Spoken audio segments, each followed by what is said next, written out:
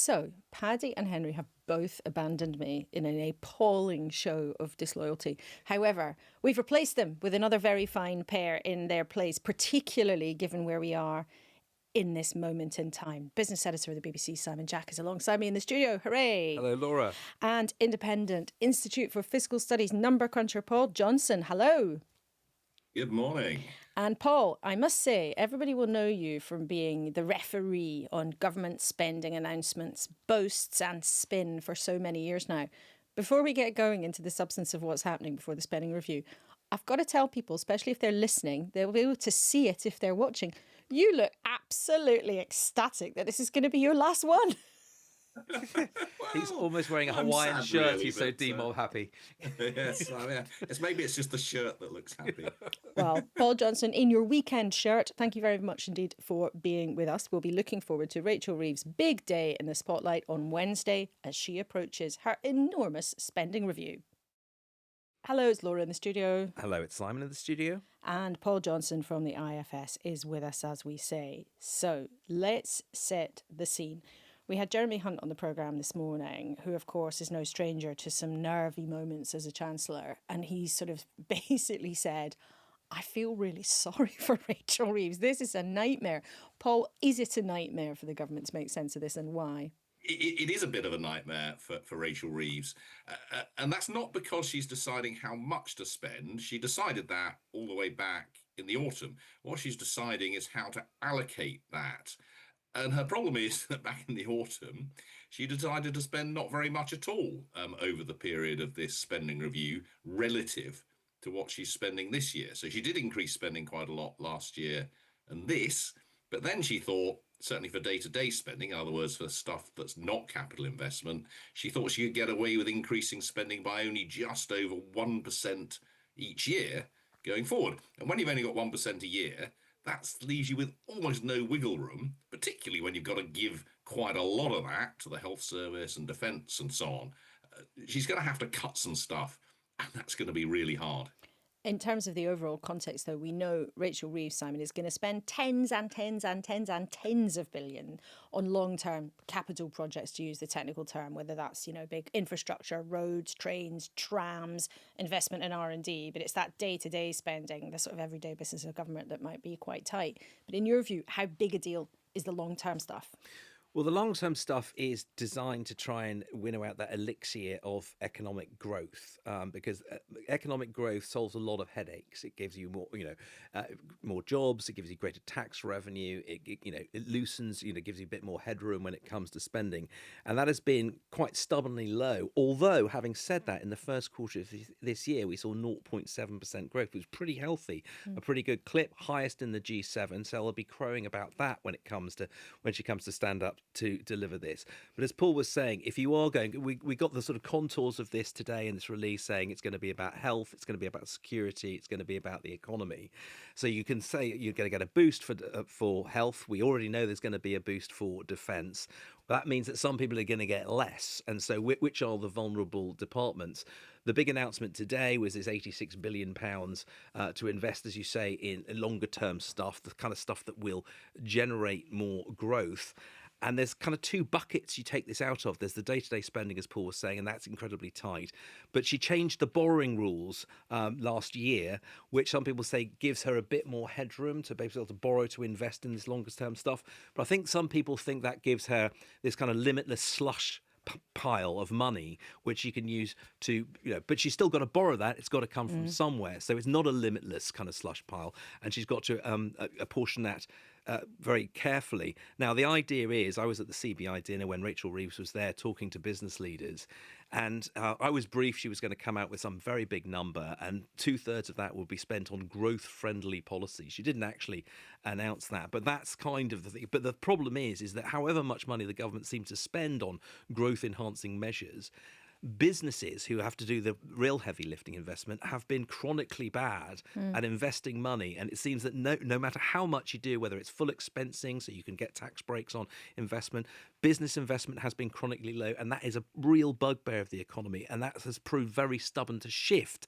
And it's hard to see any reason why that would be different now when you've got such an uncertain external environment, tariff wars, whatever it is. People are feeling very cautious about that, and that's a handicap on growth. But that's a nightmare for the government, though, isn't it, Paul? I mean, if the government is saying we're going to chuck tens and tens of billions of different kinds of support, we expect them, for example, to say go ahead with sizable nuclear this week, for example. We expect them to say maybe go ahead with mini reactors. We expect them to say go ahead with all sorts of things. But actually, Paul, if when it comes to the animal spirits of the economy, businesses still say no thanks, that's a nightmare, isn't it? It's certainly difficult. I think it is important to stress that this government, actually following on from the last government, is spending more than in many decades on this capital investment spending, which hopefully will be good for the growth. But in the long run, I mean, the thing about this spending, and this is why I think there's reason to congratulate the government on taking a long run view, because the benefits of this will come way beyond this parliament. I mean, the nuclear power stations and the runways and the development and so on isn't really going to start having an impact on the economy for 10 or 20 years. So it's unusual to see such long-term thinking. I'm just going to stop you there and highlight to newscasters Paul Johnson congratulating a government and saying they've done something good. In the Treasury, they'll be whooping and cheering. They tend to get a bit cross by how doom-laden you are sometimes, they would see. Yeah, well, there's a but coming up, obviously. I was going to say, you really are in a good mood. And the but is that this isn't going to have much effect on growth in the short run. And despite the good news in the first quarter of this year, we've had a long period of poor growth. Now, I hope that first quarter growth continues through this year, but very few forecasters think that's what's likely to happen. Broadly speaking, we'll have pretty slow growth this year and over the next years. Now, no one, I think, is at the moment forecasting a recession, but as Simon was saying, if tariff wars get worse, I mean, goodness knows where President Trump is going to be over the next days, weeks, and months. That's going to drag on us across the world, and if you don't get significant growth, everything remains really difficult. And just on that, on the business confidence side, you got, let's take, for example, steel tariffs. Now, we got an exemption. Basically, they put up steel tariffs from 25 to 50%, apart from the UK, because we did this deal to eliminate them entirely up to certain quotas. But there was genuine confusion about whether the UK would be in the same boat as everyone else whilst that deal is actually ratified. So you were potentially in a situation where tariffs on steel, for example, could be anywhere between 0 and 50%. And when you're dealing with that, the ability, when you talk to chief executives, I do in my day job, their ability to plan, make an acquisition, build a factory, hire a bunch of people, all of that is kind of up in the air. And that's a very corrosive effect on business confidence and therefore growth. Whatever the government does. Whatever the government does. How, though, tell us, has the relationship between this government and business changed? Because it's interesting to me, if you rewind a year, city contacts that I talked to, and yours will be far more extensive and better than mine, but we're very much like, look, we like what we see. Yep. Rachel Reeves has tried really hard to press the flesh, to understand where we're coming from. You know, she went for all those business breakfasts. She told us once she got her staff to nick some pastries at the end because she doesn't like waste. If you talk to people who now in that part of the world that I speak to, that's basically they don't always have that much confidence in her. How has it changed over time? Well, you're right in the sense that there was a massive charm offensive to business with that blitzkrieg of breakfast that you talk about, and everyone was very much on board with it. And then came the budget. Yeah. And that was basically dropped a bomb on business confidence, because of the 40 billion of tax rises that were in that budget, 25 billion of them fell on businesses. You add that to things like, for example, higher than inflation settlements for the public sector, which basically pushed up wage settlements. So you had a very substantial wage in the national minimum wage. And if you're in the 18 to 20-year-old bracket, it was like 16%. on top of that, you've got this employment rights bill, which is going through Parliament at the moment, where they was talking about, giving day one rights on things like sickness pay and unfair dismissal, albeit they say with probation periods. And you've just got businesses saying, there's only so much we can take. So whatever you're going to do, you've got to try and pull some levers of growth, because we have borne the brunt. And when Rachel Reeves was talking to the CBI this week at their annual dinner, they wanted to say to her, just promise us you're not going to do that to us again. Please, what they wanted her to say is, read my lips, no more taxes. And I didn't quite get that. No, she said that I will never have to do a budget like that again, which is not the same thing as saying I won't be back with the tin for a bit more tax revenue coming. And I think that was the message that people took away. And when they challenged her on the employment rights bill, because business thinks you are making it more expensive and riskier to take people on, and more expensive, she hit back pretty firmly and said, I make no apology for trying to give people jobs which they can have some security, build a life around. So there was a bit of an impasse there. So, I mean, I don't think that but business still smarting, haven't quite made up yet. We'll be very interested to see what they get on Wednesday. And such a switch since this time last year. For sure. In so many ways. And the Employment Right Bill, of course, is the real passion of the Deputy Prime Minister, Angela Rayner. And she, Paul, is one of the ministers alongside Yvette Cooper. As I understand it, those two still haggling with the Treasury. And I was told late last night it would still be going on today. So we've got the Home Office and then the Housing Department, which also looks after council budgets and things, still fighting over money.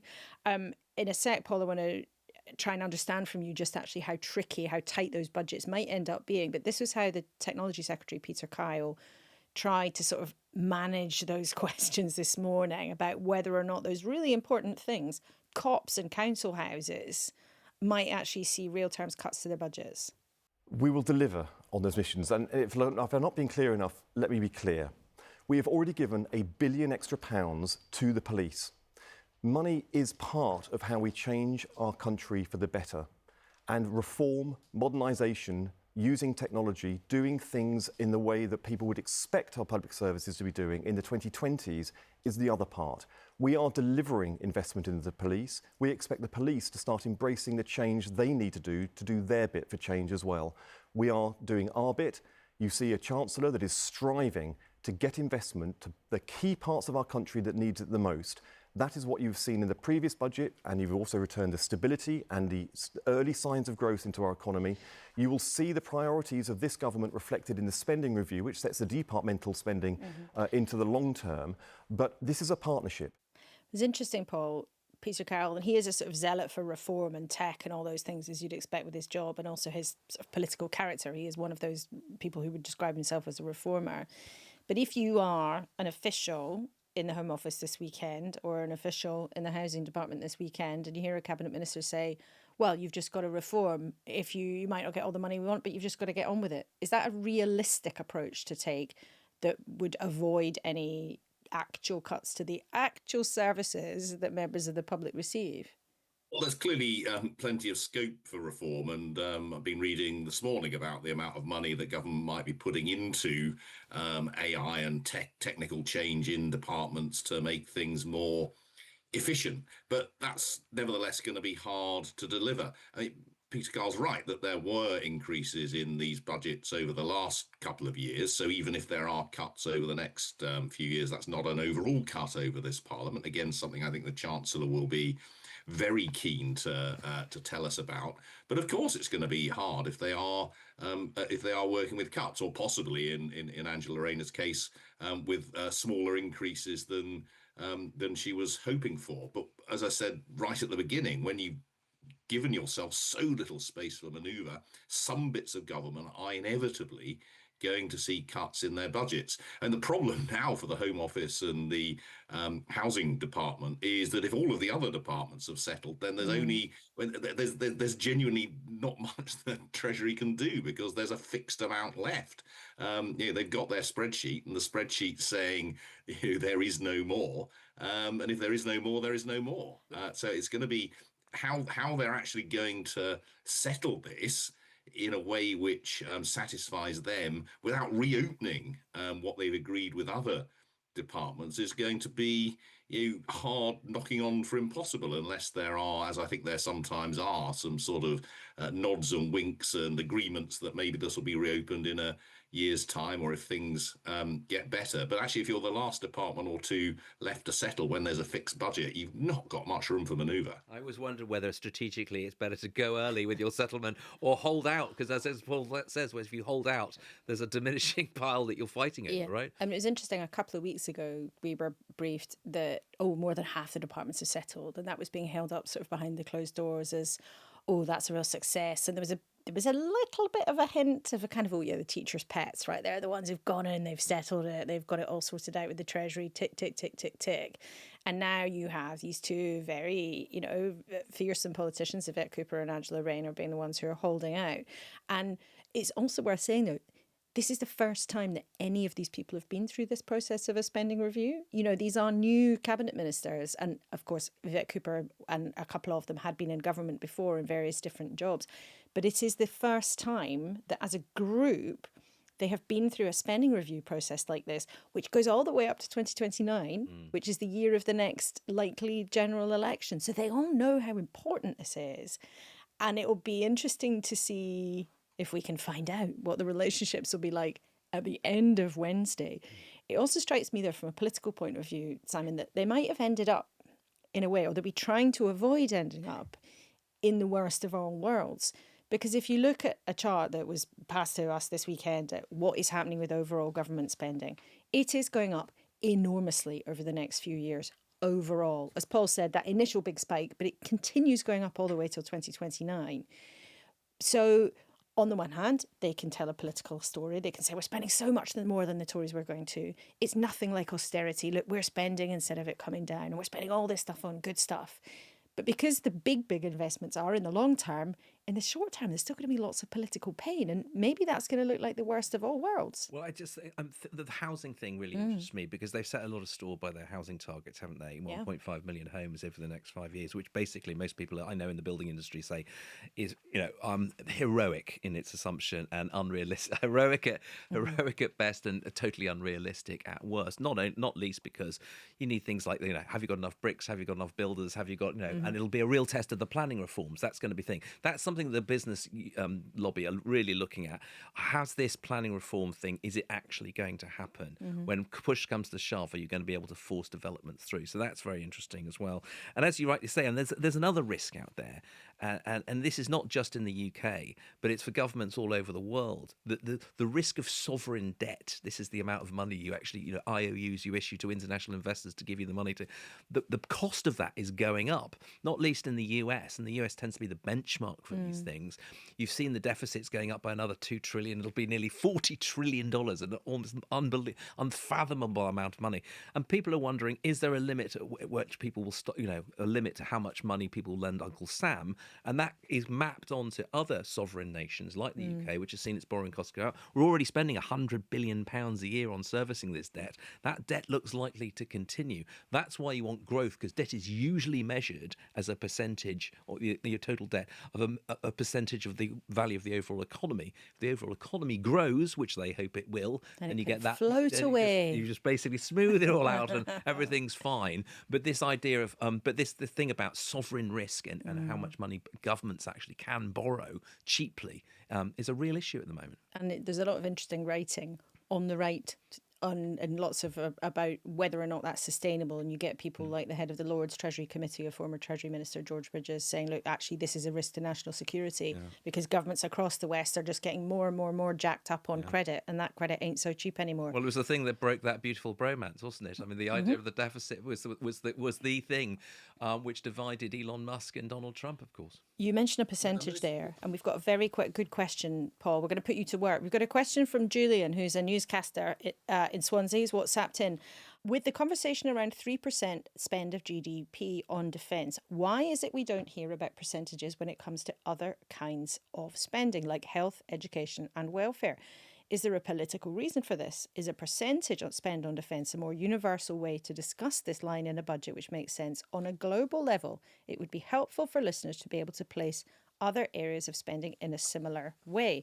Now, Paul, my understanding is I think you do defence this way because it's NATO countries trying to agree what is a reasonable proportion of any country's budget to put forward. Because if you're, Spain compared to the UK, compared to America, you couldn't possibly say, yes, we're all going to spend 100 quid because the countries are completely different sizes. But do you know the answer to that question? And I wonder if you can tell us, roughly speaking, putting you on the spot, what percentage of GDP some of our other big departments take up? Yeah, no, it's a really interesting question. I think we should actually spend more time talking about spending in terms of fractions of national income, because that's really telling us what the government is taking out of the whole economy to pay for health and education and defence and welfare and all of those sorts of things. So actually, we were just talking about the national debt and debt interest, which is a huge issue. I mean, the debt is getting on for 100% of national income, but the thing that's really causing us big problems at the moment is that we're spending well over 3%, knocking on for 4% of national income, just paying for the debt interest. Now, you immediately see that's a bigger number than the amount we're spending on defence. And so there's a huge problem caused by the huge part of debt that we have, and we're spending a higher fraction of national income actually on that debt interest than we have in many, many decades, and that underlies a lot of the problems the Chancellor is facing. You look over history, and you definitely want to look at these things in terms of fractions of national income to understand what's been happening. And again, you get this really fascinating picture when you look at spending on defence. Go all the way back to the 1950s, the period after the Second World War. We were spending something like 8% yeah. of national income on defence, and that's come down all the way to 2% and just about beginning to creep back up. And if you then look at health spending, right back in the 1950s, we're spending 2 or 3% of national income. We're now spending something like 8%. So what have we done? We've essentially massively cut defence spending and used that to fund big increases in health spending. And then the last thing I think is really fascinating is when I started working on this kind of stuff a long time ago, back in the 1980s, we spent the same fraction of national income on health as we did on education. And I would not have guessed back then that get to this point and we'll be spending way more than twice as much on health as we do on education. So looking at these things as fractions of national income over time tells us about the size of the state. It tells us about the priorities of the state. And it tells us things that, as I say, I don't think many people predicted, which is that education has gone way down the priority list relative, for example, to health. And isn't that also because of an aging population? And given the aging population, it is perhaps naive to expect that bill to come down in the years ahead of us, because the proportion of people over 65, over 80 is going to balloon over that time, and that is one of the reasons they're saying that NHS reform is so important. And that's the other reason. The other thing we've seen going up is the welfare bill from pre-COVID. We're the only country in Europe who basically still has a smaller workforce and more people out of work than they did before COVID. And that is one of the reasons that the government is trying to do this carrot and stick approach on welfare, which is like on Angela Rayner's employment bill, make work attractive, make it something you can build a life around, secure work that pays pretty well. That's the carrot. The stick is, can we trim the welfare budget? We've seen with winter fuel allowance just how difficult that is politically. So that's another conundrum they've got to face. It's going to be Your point about demographics is so important here, that we're focusing on this spending review. And of course, this is really important. But this is going to get even harder come the next spending review, because we're going to be able to spend more again on health and on pensions, and more again on defence, and therefore leaving everything else squeezed unless taxes go up yet again. It's worth, the demographic change in this country is extraordinary. Also at the other end, we've had this collapse in birth rates over just last 5 or 6 years, which is going to make it harder and harder to pay for people like us who are going to be getting older, because there isn't going to be a younger generation to pay. There'll be a smaller pool of workers to tax in order to pay for it, correct? Exactly. Yeah. Well, this is why a couple of weeks ago the joke doing the rounds in Whitehall was that the spending review was going to show the government would be the NHS and the army with the rest of it tacked on. And it may be by the end of the day on Wednesday that the numbers show that that is on the way to being the case. But a very interesting days ahead. And of course, the rest of the newscast team will be here on Monday, Tuesday and Wednesday with all the intrigue around the spending review and trying to make head and tail, rather than head nor tail, trying to make head and tail of what all the numbers mean. Before we say goodbye, though, today, we must touch on the shenanigans at the Reform Party, because on Thursday, the chair of Reform, Zia Yusuf, quit, saying that he didn't think it was a good use of his time, paraphrasing slightly, to campaign for a Reform government. And then about 5 o'clock yesterday, lo and behold, he was back in. This is what the deputy leader of the party, Richard Tice, told us this morning. No, look, we know exactly what we're doing. We're leading in the national polls. But by his own admission, Zia was essentially exhausted because he'd been working 24/7 for the last 10 or 11 months voluntarily. And, there's high pressure. It's a big, tough, brutal job chairing a fast-growing political party. The big thing that Reform are trying to focus on, rather than the shenanigans at the top of their leadership, is what they're calling their Doge programme, looking for waste in the councils that they now run. Paul, does the UK need a Doge department? Could it actually achieve anything? Because we were struck by hearing Simon Case, who was the top civil servant in the country, last week. He told us he'd completely failed to get the civil service down to a sensible size. Well, I don't think he got it down at all. I mean, it is very striking looking at civil service numbers. They fell pretty rapidly through to 2016, and they've grown very rapidly since then, and they grew through COVID and haven't come back down. So there almost certainly is scope for reducing numbers there. We all see inefficiencies across what government does. So again, a real focus on that would be helpful, but it can't begin to save the kinds of tens of billions that Reform talk about. You look at their manifesto last year, and indeed what Nigel Farage said a week or two ago, he wants massive tax cuts, essentially funded by these unspecified savings from waste. You hear politicians say that all the time, and it's that sort of thing isn't going to be feasible. I mean, one of the things this government has talked about a lot, which is very closely related to this, is the regulatory state, the way that regulation works. And you've heard Keir Starmer talking about wanting to reduce that. But what we don't have is a really powerful figure who's looking at making that happen. And indeed, as you were referring to earlier, this is one of many areas where you hear good talk from the government, but actually what we've seen over the last year is quite a lot of extra regulation, not any real effort to reduce it. So I'm actually keener in seeing a big beast, as it were, really driving through regulatory reform, and then the sort of civil service reform and the greater efficiency across the public sector. I think that probably has to be driven from within the NHS and from within local councils and all those sorts of things. But if we don't have a big effort on regulation, we know that over decades it just grows and grows and grows, and this government is continuing to grow it whilst talking about reducing it. Yeah, and reform, obviously this is a big mantra for reform. I suppose in a way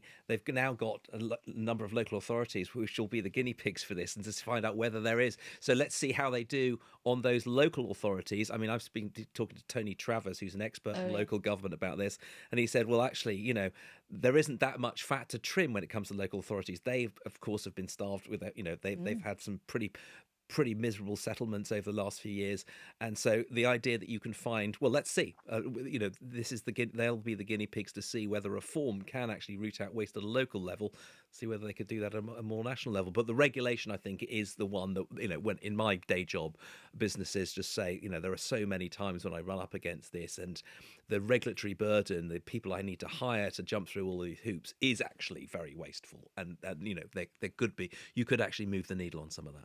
Paul, you say a big figure needs to go in and sort all that out. Is that what you're going to go and do next? I certainly Instead of carping from the sidelines, you get stuck in to do that. So you're not going to go and be the waste czar. What are you going to do instead then? Tell us.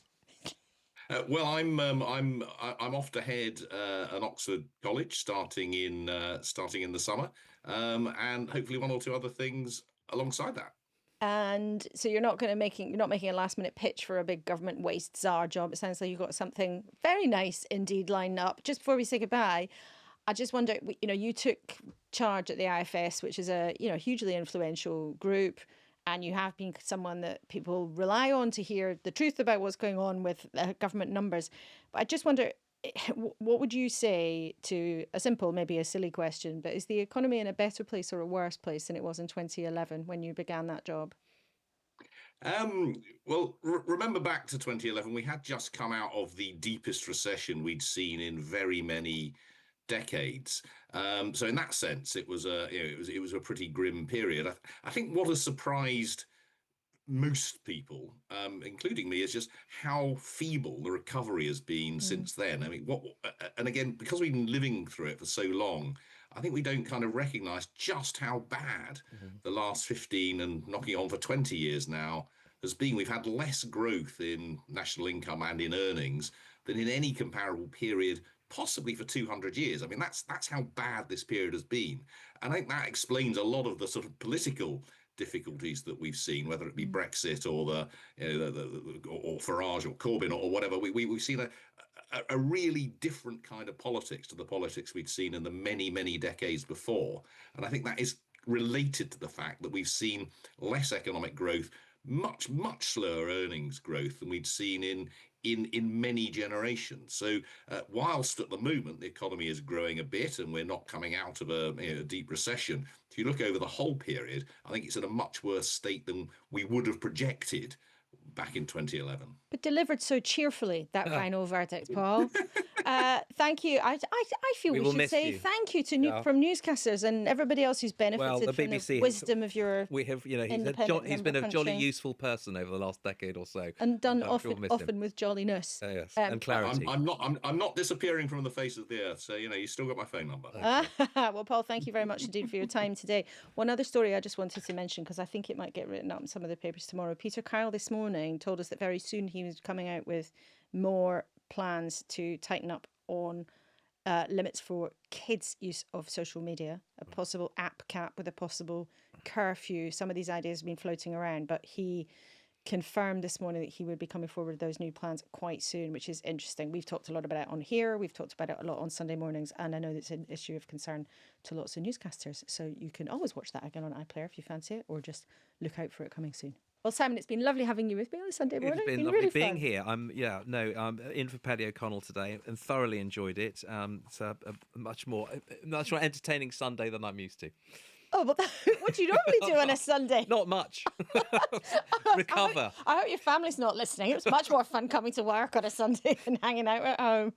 Thank you very much indeed. Thank you, newscasters, for being with us. And Adam will be here tomorrow, and I'll be back next Saturday. Goodbye. Goodbye.